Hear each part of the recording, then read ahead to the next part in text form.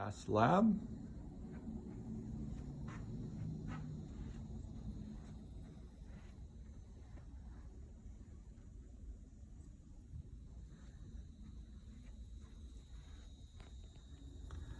Look inside the panel. We have our SLC contact. We have the resistor that's floating out NAC 2. We have NAC 1 that's going out to a strobe. IO1 and IO2. IO1 is being used for control of a relay and a relay module for the motor starter for a fan shutdown. And then IO2 is going over here to my alarm contacts, which is being used to hold as a door hold. So when the alarm goes off, the door hold deactivates, allowing the door to close. This is the door hold contact. There's this power supply, which we're using a 26 volts AC coming off of from over here. It's coming over to here. This is the relay we're using.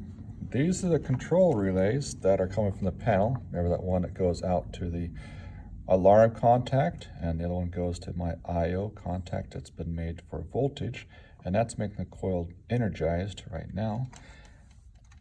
Then the contacts on the other side, we have common, normally open, and normally closed. I'm using normally open contacts because whenever the relay is energized, they change state, so normally open is actually closed.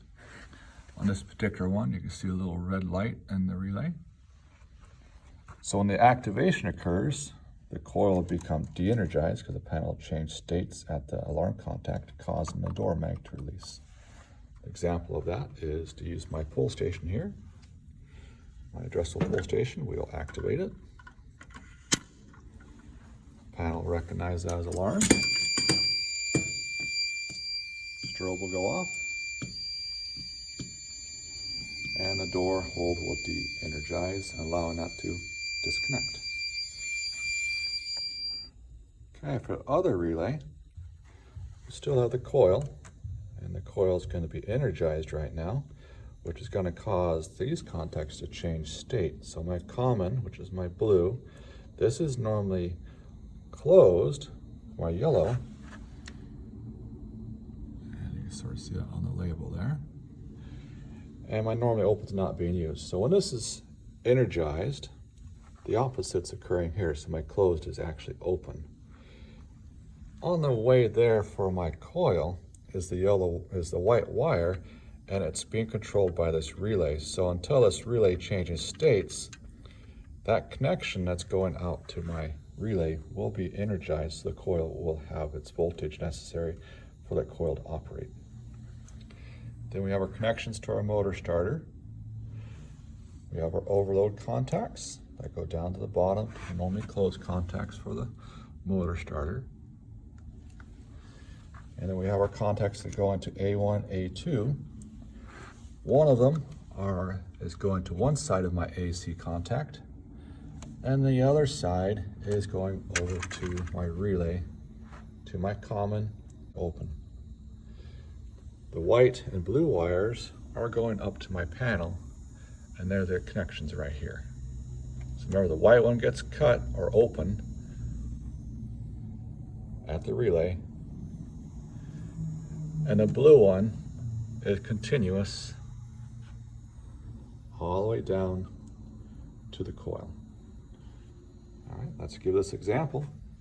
So over here we have my duct detector, which has this voltage is 24 volts AC coming from over here. It has its alarm contact. That's an IDC that's going into my module here. It's got its loop that's going over here to supervise the device itself because it's an IDC.